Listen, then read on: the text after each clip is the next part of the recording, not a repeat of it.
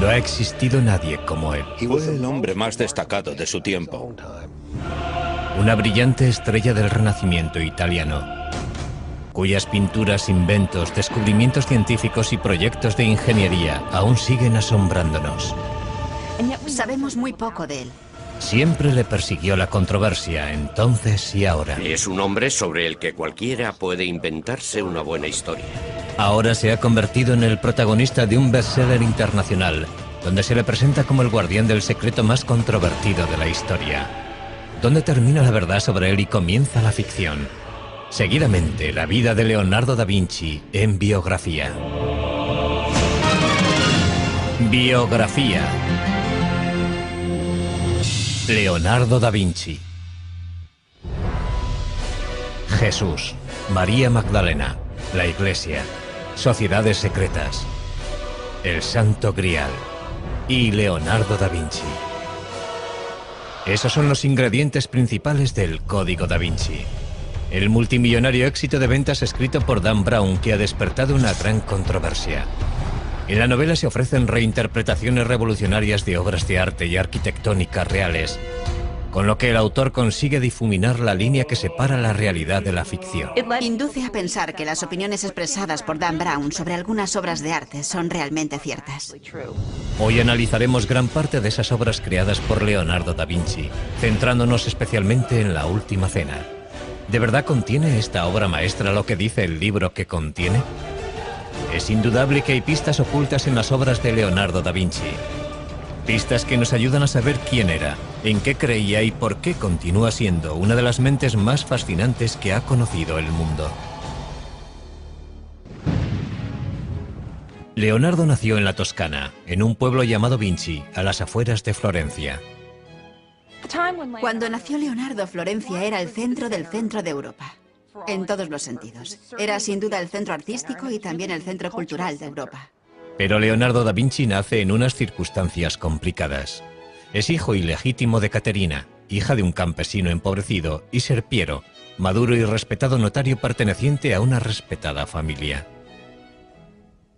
Los padres biológicos de Leonardo no se casan entre ellos, pero sí por separado, presumiblemente con gente de su propia clase. Caterina pronto tiene 5 hijos más con su marido. Leonardo crece con su padre, Ser Piero, y con sus madrastras. Leonardo fue hijo único hasta los 25 años. Durante sus 2 primeros matrimonios, su padre no tuvo heredero porque no sobrevivió ninguno de sus hijos. De haber sido hijo legítimo, Leonardo hubiera heredado tanto las tierras como la profesión de su padre. Pero como es ilegítimo, no recibirá nada. Como era hijo ilegítimo, no podía convertirse en notario. Por consiguiente, tuvieron que encauzarle hacia otra actividad. Obviamente saltaba a la vista que era un chico con mucho talento. Sabía dibujar muy bien. Sabía construir cosas. Es probable que fuera ambidiestro. Así que cuando vieron que le interesaba el arte, le animaron a que siguiera por ese camino, puesto que no había ninguna otra alternativa. Leonardo pronto se siente fascinado por la naturaleza. El agua, las plantas, los árboles, los animales, todo despierta su curiosidad.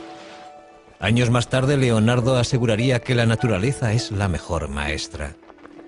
Es más noble imitar las cosas de la naturaleza, que son de hecho imágenes reales, que imitar lo que se dice con palabras, porque las palabras son obra del hombre. La relación de Leonardo con la naturaleza que rodeaba a Vinci es importante porque tuvo una gran influencia primero en la evolución de su pensamiento y luego en la de su obra. Siendo aún adolescente, se traslada a Florencia con su padre, y allí se le presenta la oportunidad de pulir su talento al entrar de aprendiz en el taller del artista Andrea Verrocchio. Parece que su padre reconoció el talento del joven desde un principio y le hizo ingresar en el taller de Andrea Verrocchio, un lugar inmejorable para crecer como artista. El taller de Verrocchio es una verdadera universidad de arte. El joven Leonardo aprende a dibujar, a pintar, a trabajar el bronce, a crear muebles y a diseñar banderolas para los desfiles. Habilidades todas necesarias para convertirse en artista profesional. Lo que no es explicable es la chispa del genio. ¿Cómo sucedió? No creo que lo sepamos. Son las familias ricas y poderosas de Florencia las que encargan las obras de arte que produce el taller de Verrocchio, sobre todo la familia más importante de la ciudad, los Medici. Siempre desempeñaron un papel principal, encargando ellos mismos las propias obras o facilitando la creación de este ambiente de aprendizaje y orquestando los encargos de obras de arte en colaboración con sus amigos. Leonardo puede ver muchos proyectos excepcionales en el taller de Verrocchio.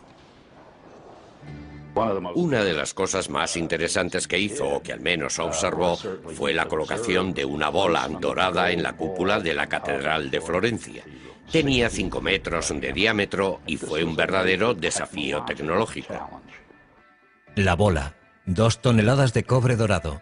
Verrocchio crea el mecanismo que la colocará en el sitio elegido, en lo más alto del Duomo. Este logro de la ingeniería causa un gran efecto en el joven Leonardo. Durante el resto de su vida le interesarán tanto los retos técnicos como los artísticos. Hicieron muchas cosas de esas para los Medici, y esas obras fueron importantes para Leonardo porque, además de conocer los rudimentos de muchas técnicas, le sirvieron para establecer contactos que le servirían para entrar al servicio de los Medici.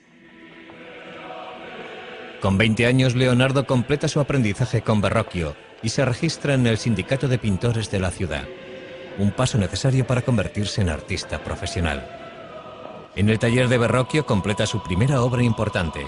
Le encargan pintar un ángel en la obra de Verrocchio, el Bautismo de Cristo, y es la contribución de Leonardo la que más destaca del cuadro. Por primera vez en la historia de la pintura, Leonardo representa una figura que se gira hacia el espectador. Eso fue una especie de revolución en la historia del arte, porque hasta ese momento todas las figuras, todas las personas se representaban frontalmente, de forma muy estática, arcaica y medieval. Y ese gesto introdujo el movimiento en las figuras. Llega Leonardo, pinta la cabeza del ángel en el Bautismo de Cristo y Verrocchio dice: «Oh Dios, aquí hay alguien que sabe pintar mejor que yo». Cuenta la leyenda que Verrocchio no quiso volver a tocar los pinceles, indignado porque un muchacho supiera más que él. Hay algo de verdad en eso. Lo que indudablemente es cierto es que Leonardo superó a su maestro muy joven. El antiguo campesino empieza a labrarse un nombre como pintor. Leonardo comienza a pensar en cómo utilizar su talento para conseguir el éxito, pero una acusación anónima no tarda en poner en riesgo su futuro.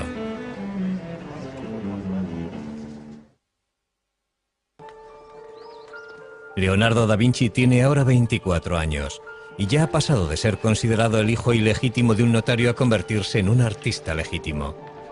Es un prometedor artista florentino a la altura de Botticelli, Ghirlandaio y Rafael. Leonardo ya ha terminado varios cuadros notables, entre ellos la Anunciación y el retrato de Ginebra da Vinci. Ha aprendido mucho en el taller de Andrea Verrocchio. Sus ideas y su técnica están evolucionando, pero la competencia es feroz. Existió una gran competencia entre pintores en la Florencia de 1470 y 1480. Sin embargo, Leonardo cobró ventaja porque ya había tenido contactos con los Medici.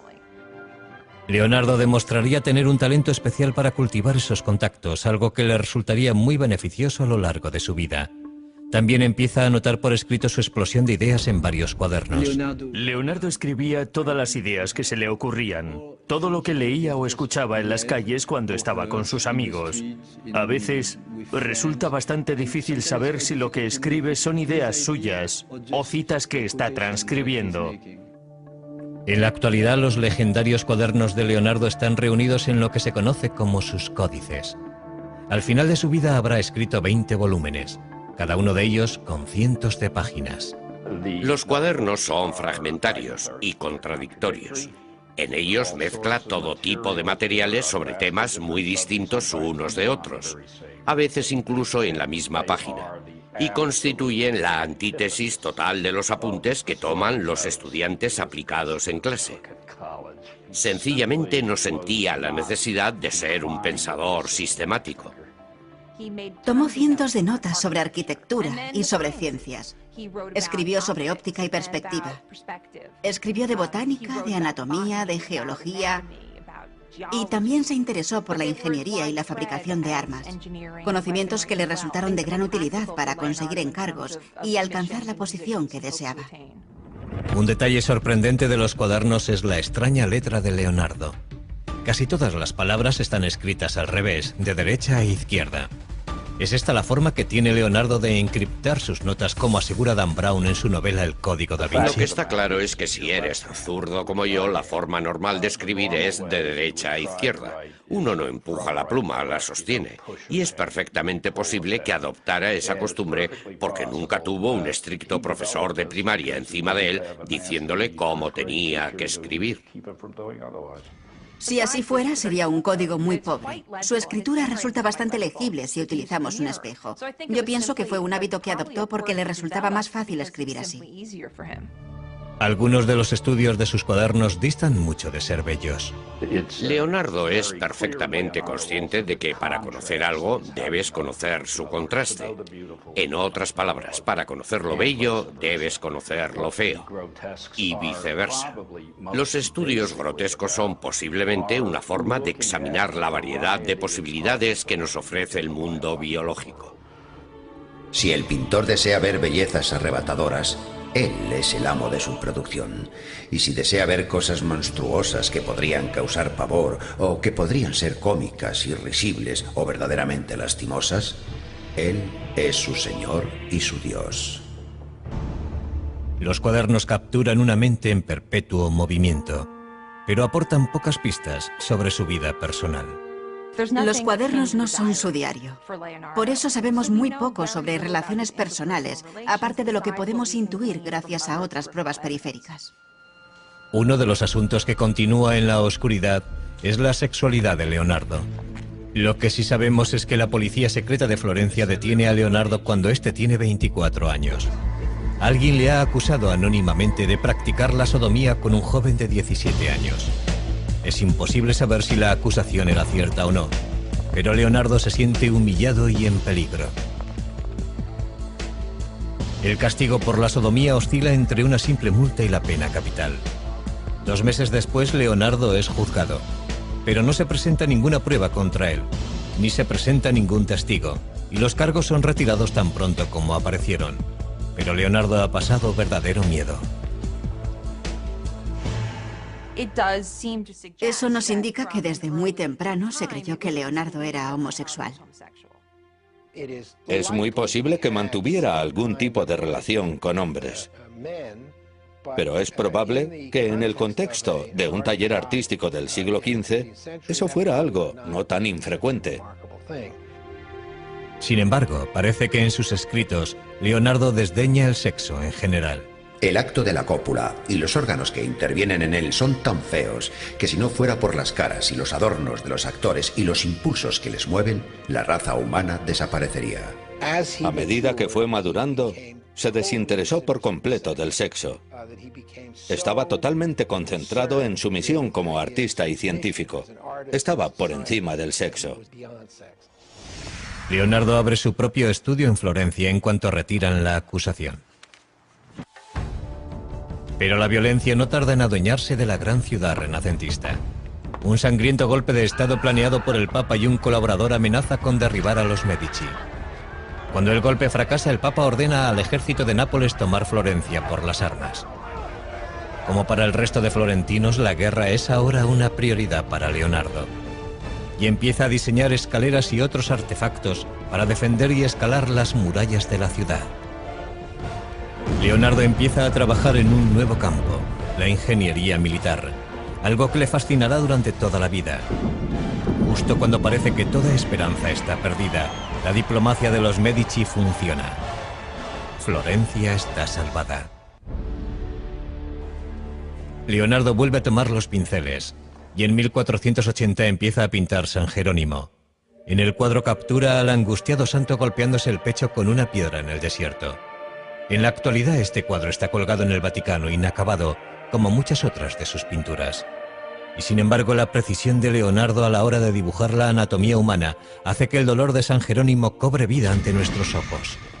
Leonardo tiene casi 30 años cuando Lorenzo de Medici envía a los mejores pintores de Florencia al Vaticano para decorar la nueva Capilla Sistina. Esta colaboración forma parte de la nueva tregua firmada por los Medici y el Papa. Fueron elegidos muchos importantes pintores florentinos, pero no Leonardo. Es posible que se sintiera frustrado y que pensara que su talento no era reconocido. Pero Leonardo recibe un pequeño encargo que le mantiene ocupado. Un monasterio de las afueras de Florencia le contrata para pintar un retablo. El tema, la adoración de los magos.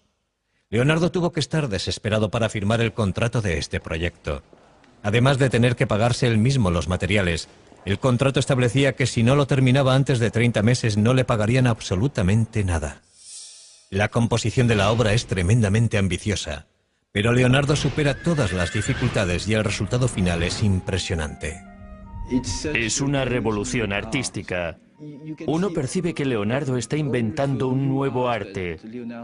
Es probable que fuera demasiado nuevo incluso para él, y que por eso lo dejara sin terminar. Y sin embargo, es posiblemente la primera pintura realmente moderna de la historia. La estructura triangular del grupo que está en primer plano se convierte en un principio indiscutible del arte del Renacimiento. También destaca su énfasis en la diversidad. El viejo, el joven, el calvo, el barbado.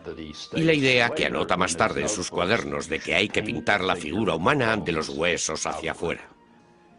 Si nos fijamos en la parte derecha de la pintura, vemos a un hombre anciano, pero uno juraría que es una calavera. En uno de los extremos del retablo vemos a un joven con la cabeza vuelta hacia el exterior. Se cree que es un autorretrato de un Leonardo de 29 años. Leonardo dedica muchísimo tiempo al retablo y sin embargo no consigue terminar la adoración de los magos. En el Código da Vinci, que después de todo es una obra de ficción, Dan Brown habla de la adoración de los magos, insinuando que se ha producido un gran descubrimiento bajo cientos de años de pintura. La realidad es un poco diferente. Lo cierto es que hace varios años retiraron la obra de donde estaba con la intención de restaurar la pintura. Y por lo que sabemos no se encontró ninguna modificación ni nada subversivo debajo de la pintura. Aunque sí parece que la obra pudo haber sido retocada con posterioridad a la fecha en la que fue pintada. En la actualidad la adoración de los magos está expuesta en la Galería Uffizi de Florencia. Sin restaurar y dependiendo de a quién creamos, igual que como la dejó Leonardo. Parece que Leonardo no terminó este cuadro porque le distrajo algo que ocurría fuera de las murallas de Florencia. Algo que pondrá a prueba su habilidad, pero no como pintor. Con la esperanza de olvidar las dificultades de Florencia, Leonardo da Vinci decide trasladarse a Milán. Milán es la más septentrional de las ciudades-estado italianas y por consiguiente vulnerable a invasores extranjeros. A diferencia de Florencia, Milán es un centro de producción de armas y de tecnología militar. Leonardo confía en que aquí se le presenten nuevas oportunidades. Pero antes debe entablar relaciones con el hombre más poderoso de Milán, el duque Ludovico Sforza, el Moro. Leonardo llegó a Milán con poco más de 30 años. Abandonó Florencia porque se sentía bastante infeliz allí, pero también porque se entera de que Ludovico el Moro quería construir una gran estatua para honrar la memoria de su padre. Leonardo le escribe una atrevida carta al duque ofreciéndole sus servicios, no solo como pintor, sino como ingeniero militar. Haciendo gala de un descaro increíble, Leonardo asegura que es capaz de hacerlo todo. Principalmente el duque necesitaba fabricar pertrechos militares, armas ofensivas y defensivas. Y Leonardo le dice que él es el hombre que necesita. Y lo que resulta muy interesante es que en medio de la carta empieza a hablar en futuro. Y le deja caer que todavía no ha hecho nada de lo que dice que puede hacer. Pero eso nos demuestra que Leonardo sabía cómo promocionarse. Y al final de la carta le dice, por cierto, también puedo crear arte. Puedo hacer el monumento ecuestre en recuerdo de vuestro padre. En su carta, Leonardo propone diseños de fortalezas y técnicas para la fabricación de cañones y máquinas para sitiar ciudades. Uno de sus conceptos se adelanta cientos de años a su tiempo. Inspirado en el caparazón de las tortugas, Leonardo diseña el antecedente del tanque moderno. Su exterior está hecho con planchas de metal inclinadas para desviar el fuego enemigo. Unas pequeñas troneras permiten a los hombres que están dentro abrir fuego a su vez. La verdadera innovación es su forma de moverse. Un sistema de manivelas y poleas giradas por hombres o caballos pone en funcionamiento sus 4 ruedas. Pero si el tanque hubiera sido construido tal y como estaba diseñado, las ruedas habrían girado en direcciones opuestas y el tanque no se habría movido de su sitio. ¿Un error de aficionado cometido por Leonardo? ¿O un error intencionado para impedir que otros le robaran la idea? Nunca lo sabremos. Entre el resto de sus diseños militares destacan salvajes máquinas de muerte pensadas para diezmar las filas enemigas. Pero no son armas prácticas, sino armas de terror. El duque se fija en Leonardo, pero su primer encargo oficial no es un contrato de defensa. Ludovico Sforza quiere que Leonardo haga un retrato de su amante, Cecilia Gallerani. No era eso a lo que había ido Leonardo a Milán, pero la proximidad al poder suele acabar dando sus frutos. Leonardo encajó muy bien en la corte de Milán. Se sentía cómodo en el ambiente cortesano de la ciudad. El cuadro de Leonardo captura la luminosa belleza de la joven amante del duque. El armiño que lleva en brazos es un chiste visual de Leonardo basado en el apellido de Cecilia, que suena como la palabra griega para designar al armiño. Pero la testarudez de Leonardo frustra a otros clientes. Le contratan para crear un retablo basado en la Inmaculada Concepción, empleando una imaginería y unos colores específicos, pero lo que hace es dar rienda suelta a su imaginación. Jamás se había visto nada parecido en la pintura italiana. Nos encontramos con una pintura extraña, con un esquema compositivo triangular. La Virgen y el niño bendiciendo a San Juan arrodillado, y una extraña esfinge, una especie de ángel. Situados todos en un paisaje de estalactitas, en el interior de una especie de gruta rocosa, un mundo húmedo y poco iluminado. La Virgen de las Rocas es una imagen perturbadora, muy distinta de lo que se suponía que debía entregar. Y Leonardo no la termina, al menos no entonces. Tras varios años de trabajo, Leonardo se gana finalmente el favor de Ludovico Sforza, que le nombra ingeniero de la corte. Es responsable de prácticamente todo, desde diseñar las tuberías del palacio, a crear los trajes para los espectáculos que se celebran en la corte. Incluso diseña un plan para fabricar un escenario giratorio. Leonardo fue muy feliz en Milán. Ludovico el Moro le permitió hacer casi todo lo que quería. La suya fue una posición muy cómoda. El castillo del duque es ya una fortaleza prácticamente inexpugnable, pero Leonardo crea diseños para reforzarlo. La amenaza siempre presente de la guerra estimula la imaginación de Leonardo. Diseña un puente que puede derrumbarse al paso del enemigo, una ametralladora primitiva, incluso un lanzallamas. Finalmente Ludovico Sforza concede a Leonardo el premio que tanto ansiaba. Le encarga la creación de una estatua enorme del padre del duque montando un semental. Leonardo empieza a tomar apuntes del natural. Leonardo siente fascinación por los caballos. Dibuja caballos por todas partes. Primero quiso hacer un caballo alzado sobre las patas traseras. Luego optó por un caballo que va al paso, puesto que desde el punto de vista de la estática era lo que podía conseguir. Sforza quiere que sea el mayor monumento ecuestre de la historia del arte. Basándonos en los bocetos que han quedado, parece que Leonardo quería hacer el caballo sin jinete. Un caballo de entre 6 y 7 metros de altura. Los desafíos técnicos son apabullantes. Leonardo crea incontables modelos pequeños en arcilla de la estatua antes de decidir cómo vaciar la versión final, para lo que se necesitarán 60 toneladas de bronce. En estos momentos Leonardo tiene ya un nuevo taller en Milán y cuenta con un ayudante. Se llama Giacomo, pero Leonardo prefiere llamarle Salai, pequeño diablo. Salai ingresa en el taller con apenas 10 años, en 1490, y permanece junto a Leonardo durante toda su vida. Es evidente que existe un vínculo personal entre ambos. La relación no era únicamente laboral, pero desconocemos la naturaleza exacta de esa relación. Salai está junto a su maestro en uno de los días más importantes de su vida. Ludovico Sforza prepara una elaborada celebración familiar para presentar el modelo en arcilla a escala real del caballo de su padre. Pero antes de que pueda fundirse el bronce para la escultura, el ejército francés amenaza con invadir Milán, sacudiendo los cimientos de la dinastía Sforza. Las tropas de Sforza no son rival para el bien pertrechado ejército francés.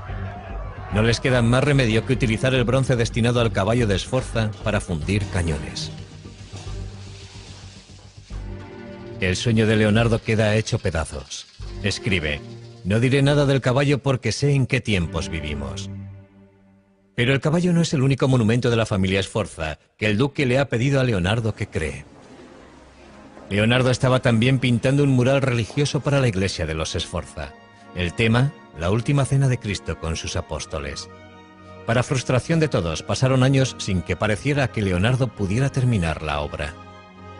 Ludovico Sforza le encargó esta obra cuando estaba decorando el monasterio de Santa María delle Grazie, probablemente como preparación para hacer un monumento funerario para él mismo. Por eso le encargó la Última Cena, una pintura mural para el refectorio, y en la pared opuesta iba a ir la crucifixión, con retratos de él y de su familia. Leonardo crea una composición revolucionaria para decorar la modesta pared de un monasterio. El genio de Leonardo se revela al preguntarse cómo capturo ese momento tan importante en el que Cristo dice: de verdad os digo que uno de vosotros me traicionará. Y ahí se desata un infierno psicológico.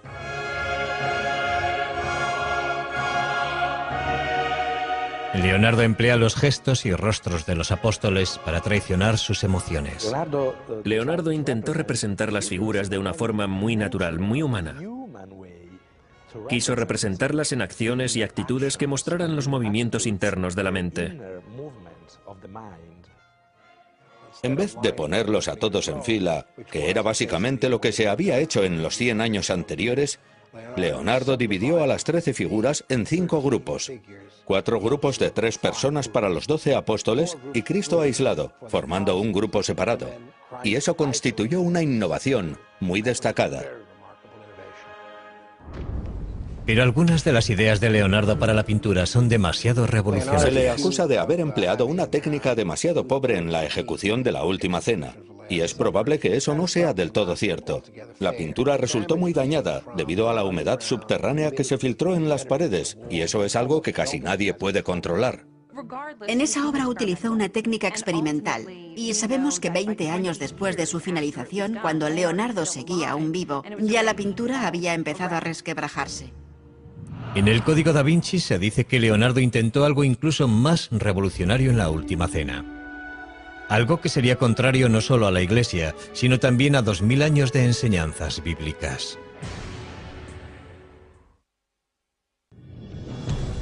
En el bestseller de Dan Brown, El Código da Vinci, novela de la que también se ha hecho una película, se aporta una interpretación sorprendente de la Última Cena. El Código da Vinci está basado en la teoría de que Leonardo deslizó un mensaje secreto en esta pintura. La figura de aspecto femenino a la izquierda de Jesús no es Juan, como aseguraría la tradición, sino María Magdalena, quien se supone que era la madre de Jesús. Naturalmente, el Código da Vinci es una obra de ficción. ¿Pero creyó Leonardo algo de todo esto? Conocer el contexto en el que, dónde y por qué pintó Leonardo esta obra podría ofrecernos cierta perspectiva. Esta obra fue un encargo del duque de Milán para el refectorio, el comedor de un monasterio. Y el público que iba a verla estaba compuesto por los religiosos que se sentaban allí a comer. No era el lugar apropiado para deslizar un mensaje secreto. Y ese mensaje jamás hubiera llegado a una audiencia receptiva en caso de que se emitiera una opinión contraria a las enseñanzas de la Iglesia Católica. ¿Por qué tiene un aspecto tan femenino la figura que está junto a Jesús? Tradicionalmente, mostrar a un hombre joven con rasgos femeninos, en oposición a las figuras centradas en años que están sentadas a la mesa, era algo completamente habitual. Y si a eso añadimos que es muy poco lo que puede verse en esa pared, como para establecer si ese personaje tiene una figura femenina o un rostro femenino, el resultado es que disponemos de muy pocas pruebas para emitir una opinión. Y esa es la tragedia definitiva de la Última Cena, porque debido al deteriorado estado en que nos ha llegado es muy poco lo que ha sobrevivido de la obra de arte original. Ha sufrido 8 restauraciones documentadas, es posible que más. En la actualidad no sabemos qué partes de la pintura pertenecen realmente al pincel de Leonardo. Lo que tenemos que hacer es distanciarnos de la obra y decir que lo que de verdad queda de Leonardo es la composición. Leonardo ha pasado 17 felices años trabajando para el duque de Milán, Ludovico Sforza. Pero ahora la dinastía Sforza tiene que rendirse ante el empuje del ejército francés. y el gigantesco modelo en arcilla para el caballo de Sforza recibe un final trágico. La historia nos cuenta que los arqueros franceses que invadieron Milán utilizaron el modelo en arcilla del caballo como diana, y ese fue el final del caballo. Leonardo está sin trabajo. Con 47 años sale de Milán junto a Salai, su aprendiz, abandonando sus principales obras, El caballo destrozado y La última cena. Debe buscarse un nuevo mecenas y una nueva casa. Le ofrece varias ideas al duque de Venecia, entre ellas un traje de buzo y un sistema de respiración para la guerra submarina. Como muchas otras veces, Leonardo se ha adelantado cientos de años a su tiempo. Pero es otro concepto el que de verdad le fascina: encontrar la forma de hacer volar al hombre. Dedica horas a observar a los pájaros en un intento de descifrar las claves de su vuelo. El pájaro es un instrumento que funciona de acuerdo a unas leyes matemáticas, y el hombre tiene el poder de reproducir un instrumento como este con todo su movimiento. No sé si se han fijado alguna vez en un pájaro volando, pero es imposible explicar la forma en la que se mueven sus alas, por ejemplo. Leonardo sí podía hacerlo. Él entendía la forma en la que se movían las alas y las dibujaba al mismo tiempo. Leonardo diseña inventos que imitan el vuelo de las aves, y puede que llegara a atar alas a sus ayudantes para que intentaran volar. Pero descubrir la forma de volar es el mayor reto al que se enfrenta Leonardo. Uno de sus diseños de avión más famosos es el tornillo aéreo, también conocido como el helicóptero de Leonardo. Tenía más de 4,5 metros de ancho y 4 hombres hacían girar unas manivelas para crear la fuerza propulsora. Su enorme peso garantizaba la imposibilidad de que funcionara, pero sirvió para hacerle pensar a Leonardo. Posteriormente experimentó con un ala articulada. El resultado es un diseño conocido como el ornicóptero de Leonardo, que bate las alas para conseguir volar. Empieza pensando que quizá podamos batir las alas, y llega a la conclusión de que eso no es posible. Estudia a los pájaros, pero sobre todo estudia a los murciélagos, y todo eso le conduce a la idea de volar planeando. Para ello diseña unas alas fijas y unos paracaídas que deberían planear como los pájaros impulsados por las corrientes de aire. Indudablemente este invento hubiera podido haber funcionado. Por desgracia, el duque de Venecia no muestra ningún interés por los inventos de Leonardo. Pero a principios del siglo XVI los servicios de Leonardo como pintor de retratos están muy solicitados entre la nobleza italiana. Sin embargo, estos encargos le interesan poco. Cuando una dama le envía un mensajero para saber por qué no ha terminado su retrato, el mensajero regresa con la noticia de que Leonardo parece cansado de los pinceles. Uno pensaría que la gente que quería contratar a Leonardo, sus clientes y sus mecenas, vería con desagrado el hecho de que dejara tantos encargos inacabados y tantas obras incompletas. Y sin embargo, el trabajo de Leonardo como retratista siempre estuvo muy cotizado. Leonardo regresa finalmente a Florencia, la ciudad de su juventud, para volver a empezar. Pero por muy famoso que sea, otro artista más joven se ha convertido en el favorito de la ciudad, Miguel Ángel Buonarroti. Solo tiene 28 años, pero su talento es extraordinario. Es un momento maravilloso para la historia de Florencia que esos dos genios estén en la misma ciudad en la misma época. Pero entre ellos existió rivalidad. Eran muy diferentes el uno del otro. Leonardo era un cortesano, un hombre apuesto que se desenvolvía bien en cualquier situación. Miguel Ángel era un hombre solitario, un hombre ya bastante amargado. Un día sus diferencias estallan en las calles de Florencia. Leonardo tenía casi 25 años más que Miguel Ángel y debió de pensar que estaba por encima de tal rivalidad. Su resentimiento aumenta. Leonardo empieza a buscar encargos fuera de Florencia. Y en 1502 encuentra una oportunidad inesperada al servicio de uno de los tiranos más sedientos de sangre de Italia. A principios del siglo XVI, Leonardo trabajaba para César Borgia, hijo ilegítimo del Papa Alejandro VI, que es en esos momentos el duque de Romagna, un militar, el general de los ejércitos del Papa, por así decirlo. Borgia no se detiene ante nada en su intento de consolidar el imperio de su padre, que espera que algún día pase a ser suyo. Utiliza a Leonardo como ingeniero militar. Los mapas que dibuja son de una precisión extraordinaria y una de las claves de sus éxitos en el campo de batalla. Leonardo hace unos contactos muy sólidos porque es un hombre muy inteligente. Sabía manipular sus habilidades y colocarse siempre en el lugar más conveniente para él. Pero un día Borgia ordena la ejecución de un amigo de Leonardo. Poco después interrumpen su colaboración. En el verano Leonardo regresa a Florencia y vuelve a tomar los pinceles. Empieza un retrato menor que acabará convirtiéndose en el cuadro más celebrado de la historia del arte. Es la espiritualidad inherente a la criatura humana que Leonardo fue capaz de reflejar en el retrato, la que eleva la figura humana a una especie de majestad. Se ha dicho que la Mona Lisa tenía ictericia, que era una mujer embarazada, que era un hombre disfrazado de mujer. Pero lo cierto es que la Mona Lisa es una gran pintura.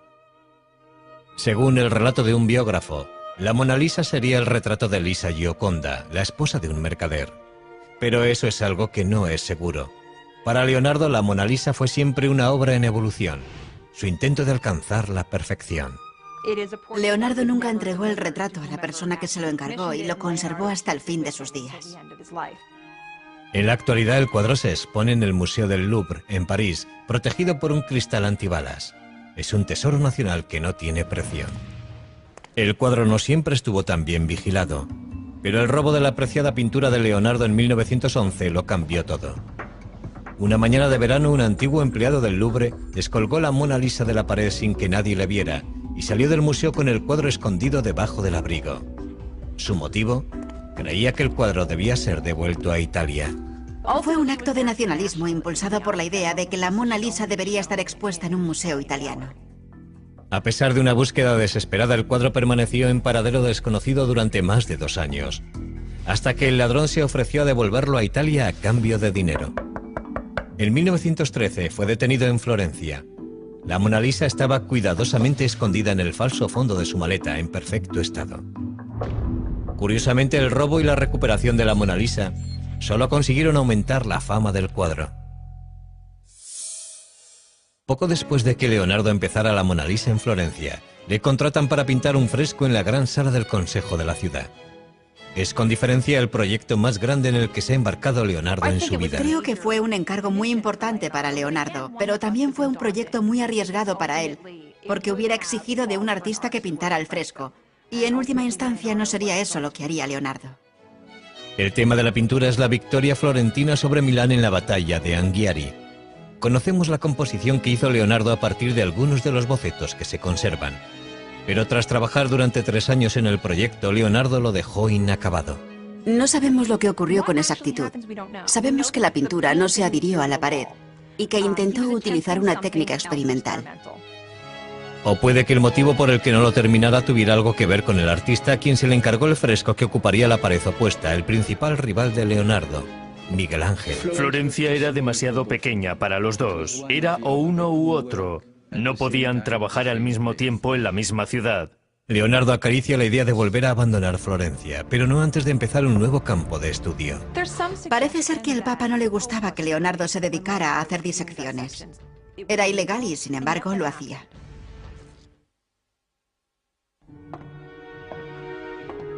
Con 50 años, el deseo de Leonardo da Vinci por alcanzar la perfección artística le empuja en una dirección sorprendentemente científica: la disección de cadáveres humanos. Creía que para poder representar el cuerpo humano tenías que entenderlo. Tenías que entenderlo desde los músculos hacia afuera, para poder cubrir los músculos con carne y la carne con ropa.